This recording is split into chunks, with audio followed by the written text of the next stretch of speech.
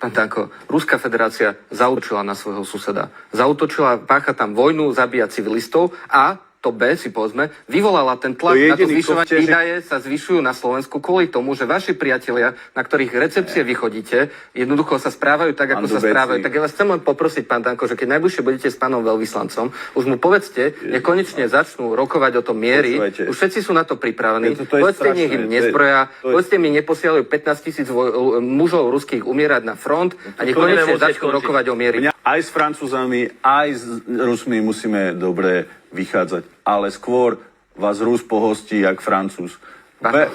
Garantujem vám, že ak by bolo zlé, ja vám garantujem, že väčšie srdce majú Rusi ako západné štáty. No, tak neviem to. Ale usmievajte sa, uvidíte, že príde na moje slova, uvidíte. Myslím, že v Kieve by bolo dôležité toto povedať, alebo v Buči.